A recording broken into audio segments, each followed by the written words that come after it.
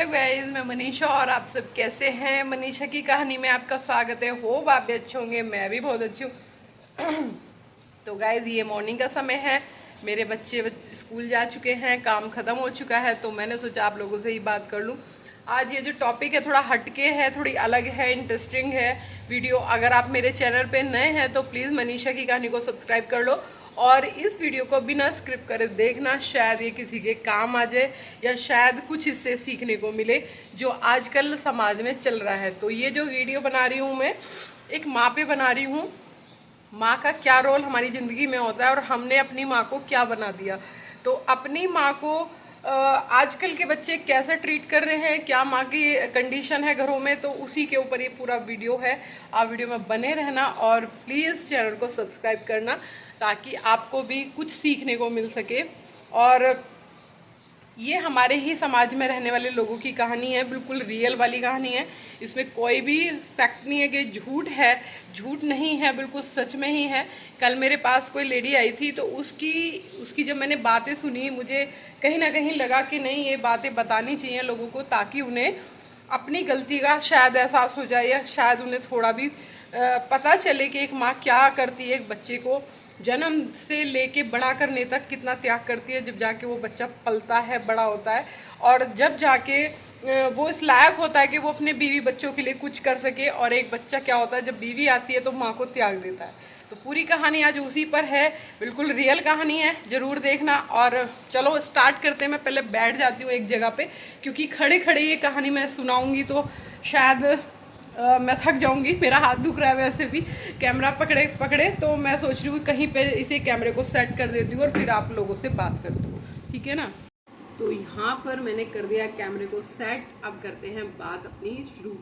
तो क्या होता है, ये तो सबको ही पता है कि जब हम एक लड़की शादी करती है, शादी करके वो ससुराल जाती है, वहाँ पे जाती है तो वो माँ बनती है। तो ये एक सबसे सुंदर, उसका दुनिया में सबसे सुंदर वाला समय होता है जिस दिन वो एक किसी बच्चे को जन्म देती है। क्योंकि उस बच्चे को जन्म तो वो देती है, लेकिन वो अपने आप को खुशनसीब ये सोचती है कि मैंने इस बच्चे को अपने पेट में पाला है और मैं इसे दुनिया में लाई हूँ। मैंने मतलब एक दूसरा जन्म दिया, यानी दूसरे जीव को पैदा किया है। तो उसके दिल में कहीं ना कहीं ये चीजें रहती हैं। उसे बड़े शौक से वो बचपन से बड़े प्यार से दुलार से पालती है, बड़ा करती है, अच्छी परवरिश देती है, खुद कम खाती है, बच्चे को ज्यादा देती है, बच्चे को अच्छे से पढ़ा लिखाती है, बड़े बाहर भेजती है, अपने सारे खर्चे रोकती है, ठीक है ना। और फिर जब बच्चा पढ़ लेता है, बड़ा हो जाता है, बाहर भी चला जाता है, फिर उसके बाद वो बच्चा उसकी अच्छी लड़की देख के वो उसकी शादी भी करती है, ये सोच के कि मेरे बच्चे को जीवन साथी जो मिले वो अच्छा मिले और वो अच्छी जिंदगी जिए और अपनी जिंदगी में वो हमेशा खुश रहे। तो इतना सब कुछ एक माँ अपने बच्चे के लिए करती है। और मैं एक बात जानती हूँ कि जब जीवन में आपके पास कोई नहीं रहता, सिर्फ आपकी माँ ही एक ऐसी होती है जो आपकी दुख में सुख में हर हाल में वो आपसे मिलती है, आपके साथ खड़ी होती है, आपकी बात मानती है, चाहे आपने कितना भी गलत किया हुआ, आपने कितना भी गलत कर रखा होगा, लेकिन फिर भी वो माँ है कि वो आपको जानती है।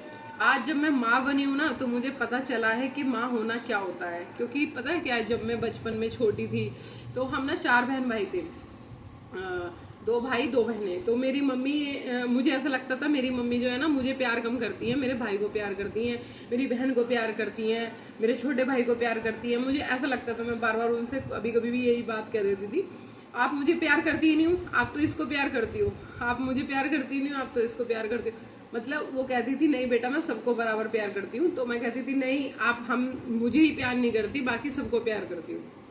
क्यों? क्योंकि वो चीजें मुझे सिखा रही थी, वो चीजें मुझे बता रही थी, वो चीजों को, वो छोटे थे मैं बड़ी थी, तो पहले वो मुझे सिखाना चाह रही थी। सॉरी। तो इसलिए क्या होता था, मम्मी मुझे सिखाने के तौर पे डांटती भी थी, कहती भी थी काम को, तो मुझे सिखाना चाहती थी। इसलिए मुझे ऐसा लगता था कि मम्मी मुझसे काम को बोलती है, उससे नहीं बोलती, उसको प्यार करती है, मुझे प्यार नहीं करती। लेकिन जब मैं शादी हो गई, शादी होके सब बहन भाई अपनी अपनी जिंदगी में बिजी हो गए, शादी के बाद मेरे बहन भाइयों में भी सबकी शादी हो गई, तब भी मेरे को ऐसा लगता था मेरी मम्मी मेरी बहन को प्यार करती है, मेरी बहन को लगता था मम्मी मेरे को प्यार करती है। तो हम दोनों में मतलब होता था। क्यों? क्योंकि कई बार होता था मम्मी उसकी पसंद की चीजें उसे दिलाती थी, तो मुझे लगता था मम्मी मुझे मेरी पसंद की चीजें दिलाती नहीं है, उसको ज्यादा पसंद करती है इसलिए उसको अच्छी चीजें दिलाती है। ठीक है, मेरी बहन को ऐसा लगता था कि मेरे को। लेकिन मैं ये सब जो खेल समझी हूँ ना, सच बताऊं, अपने पति के अमित जी के जाने के बाद समझी हूँ। मुझे अभी तक भी नहीं समझ आता ये खेल। अब जब वो चले गए, जब मैं सिंगल मदर हो गई हूँ, जब मुझे इतनी बड़ी जिम्मेदारी उठा रही हूँ, तो मुझे समझ में आ रहा है कि एक माँ का कितना बड़ा रोल होता है और माँ कैसे बच्चों को मतलब एक साथ एक जैसा ही प्यार करती है, बिल्कुल भी अलग नहीं करती। तो क्या हुआ कि अब मेरे खुद के 2 बच्चे हैं, तो मेरे को समझ में बताऊं कैसे आया। तो भैया आप लोग तो मेरे अपने हो, आप लोगों से मैं शेयर हर बात ही करती हूँ, इसलिए मेरे को ये बात भी शेयर करने का मन किया, तो मैंने वो सोचा वीडियो बनाती हूँ। तो मेरे मन में ये बात यूं आई कि जब मेरे 2 बेटे हैं, तो बड़ा बेटा जो है वो अपने आप से सब कुछ करता है, अपने आप से कुछ भी उठा के खा लेगा, कुछ भी मतलब पेट भर लेगा वो। उसे मुझे कभी ये नहीं होता कि वो घर पे कुछ नहीं खाएगा। अब शुभ में एक बात होती है, वो चूजी है, वो हर चीज में चूज करके खाता है। एक सब्जी ये नहीं खानी, रोटी ऐसे नहीं खानी, ये नहीं खाना, वो नहीं खाना, वो चीजें होती है। तो मैं क्या करती हूँ, मैं शुभ को अपने हाथ से खाना खिलाती हूँ, मैं उसे बातों में उलझा के खाना खिलाती हूँ, या मैं उसकी पसंद का कुछ बना के खिलाती हूँ।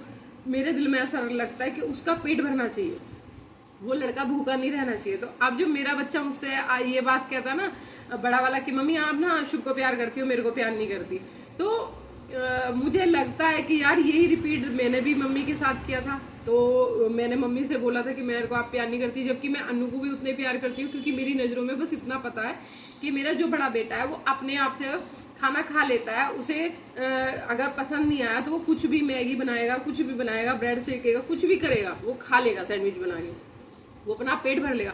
लेकिन शुभ एक ऐसा बच्चा है जो शुभ अपने आप से नहीं खाएगा, अगर उसे पसंद नहीं है कोई चीज तो वो कुछ भी हो जाए खाएगा ही नहीं, तो उसे मुझे खिलाना पड़ता है। तो कहीं ना कहीं उसके दिल में ये रहता है मम्मी इसको प्यार कर रही है, मुझे प्यार नहीं करती। लेकिन नहीं, क्योंकि मम्मी ये समझ जाती है कि मेरे दोनों बच्चों में थोड़ा बच्चा कमजोर कौन सा है, यानी कि उसे माँ की जरूरत है। तो मेरे को लगता है शुभ को मेरी जरूरत है ज्यादा, इसीलिए मैं शुभ के पीछे रहती हूँ। अनु को भी उतने ही प्यार करती हूँ। तो ये जब चीजें मेरे अब समझ में आई, अब पहले तो मुझे शायद ना आती कभी। उस लड़की ने बताया उसकी माँ के साथ उसके भाई भाभी ने क्या किया, जो उसे हमेशा ये चीज़ें याद रहेंगी। अब तो उसकी माँ की डेथ हो गई है खैर, लेकिन वो जीवन भर इन चीज़ों के साथ ही जिएगी। उसके दिमाग में यही बात रहेगी कि उसकी भाई भाभी ने उसकी माँ के साथ गलत किया, उसे परेशान किया, उसे दुख दिए, उसे तड़पाया, और आज उसके माँ उससे दूर हो गई। वो भी सोचा ये वीडियो आपके लिए बनाती हूँ। तो उसने कहा कि मेरी मदर को गए हुए 10 साल हो गए, मैं अपने 10 साल से अपने घर नहीं गई हूँ, 10 साल से मेरा मायका छूट गया है। मेरी माँ के मरने के बाद मेरे भाइयों ने और मेरी भाभी ने मुझसे नाता तोड़ दिया है। तो मेरे को इतनी तकलीफ हुई है ना, मैं बता नहीं सकती कि एक लड़की जो सिर्फ अपनी माँ के उससे अपने मायके जाती है, अगर माँ चली गई तो भाई भाभी इतने क्रूर हो गए कि उन्होंने उससे नाता ही तोड़ दिया। क्या मांगती है एक बहन, क्या मांगती है एक बेटी, जो भाई ऐसा करते हैं या बहन वो भाभी ऐसा करती है। अरे वो भी भाभी जो है वो भी तो किसी की बेटी है ना, वो भी तो किसी के घर की बेटी है, उसके साथ ऐसा हो तो उसे कैसा लगेगा। तो क्या हुआ कि जब उसका माँ होती है ना, तो माँ ने शादी कर दी, कह रही शादी करी माँ ने, मेरे भाई को पढ़ा लिखाया, बड़ा किया, इस लायक बनाया कि मेरा भाई अच्छा पैसा कमा सके और अपनी जिंदगी जी सके, ठीक है ना। और उसके बावजूद जब शादी हो गई तो भाभी आई, भाभी ने क्या रोल अदा किया, आने के बाद भाई पूरे घर पे कब्जा कर लिया। क्या किया, सास को बोलना, उल्टा सीधा गाली बकना। दूसरी बात, तुम मेरे हिसाब से जियोगी, तुम मेरे हिसाब से खाना खाओगी, तुम मेरी मर्जी के बिना यहाँ एक रोटी नहीं बनेगी, तुम चटोरी हो, तुम्हें खाने का शौक है, या सिर्फ तुम बुढ़ापे में यही खाती हो, या मेरे पति की कमाई है जो तुम खा रही हो, मैं तुम्हें पालती हूँ, मैंने तुम्हें पाला है, मेरा घर गंदा कर दिया, मेरा बाथरूम गंदा कर दिया, तुम्हें तमीज नहीं है, तुम गंदी औरत हो, तुम फलानी औरत हो। वो औरत इतनी गंदे तरीके से अपनी सास से बोलती है, अगर उसकी माँ से ऐसा बोला जाए तो कैसा लगेगा, कैसा लगेगा। ये मेरा घर है, मेरे पति का घर है, तुम्हें हमने रख रखा है, बस तुम रहती हो हमारे टुकड़ों पे, पल रही हो, सारे दिन खाती हो और खा के बिस्तर तोड़ती हो। कैसा लगता होगा उस माँ को जिस माँ ने इस बच्चे को इतना बड़ा किया, पढ़ाया लिखाया, बड़ा आदमी बनाया, शादी की, उसकी बीवी उसके ही सामने उसको ऐसा बोलती हो।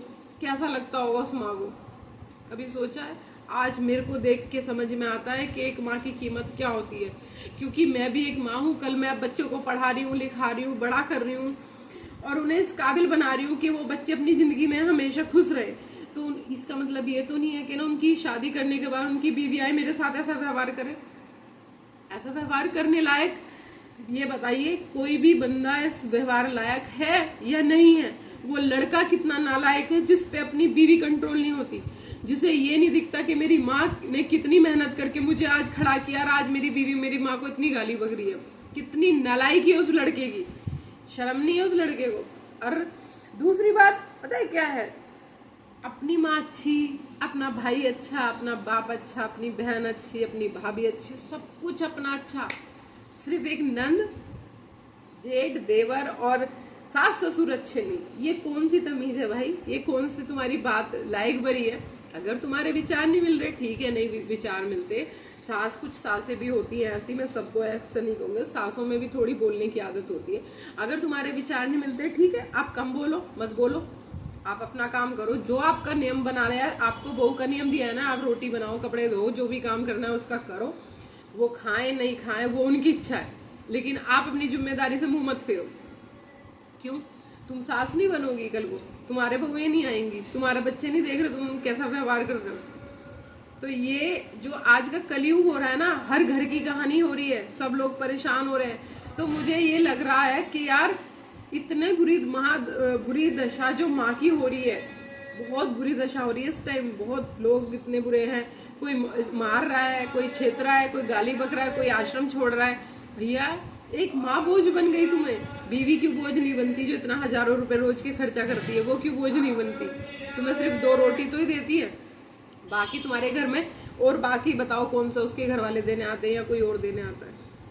तुम्हें माँ के 2 टुकड़े नहीं दिखते? माँ का खर्चा, माँ का अगर कोई खर्चा है, डॉक्टर का खर्चा है, तो तुम उससे पैसा लेकर उसका खर्चा करते हो कि मम्मी तुम्हारी दिक्कत है, तुम बीमार हो तो खर्चा तुम दोगी डॉक्टर का, है ना। 500 रुपए भी तुम्हें माँ से वापस लेने में मजा आता है। क्या बीवी से कभी मांगे तुमने 500 रुपए की, मैं तुझे क्या 1000 का चटा के आया हूँ, भैया वो पैसे दे दे? बताओ जरा। अगर ये चीजें अपने बच्चों को खुद ही सिखा रहे हैं तो फिर आने वाला कल कैसा होगा खुद देखो। कल को यही दौर वापस आएगा, इससे भी शायद बुरा दौर वापस आएगा। तो अभी मैं सिर्फ इतना ही कहना चाहती हूँ इस वीडियो के जरिए कि अपने माँ बाप को इतना भी बोझ मत समझो, इतना भी दुखी मत करो कि कल तुम्हें इससे ज्यादा दुख भोगना पड़ जाए।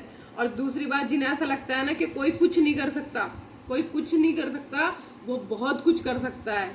थोड़ी बस एक समाज की शर्म, एक समाज की हया होती है, और बाकी का ये रियल स्टोरी है, कोई झूठ नहीं बोल रही हूँ मैं, बिल्कुल रियल स्टोरी है।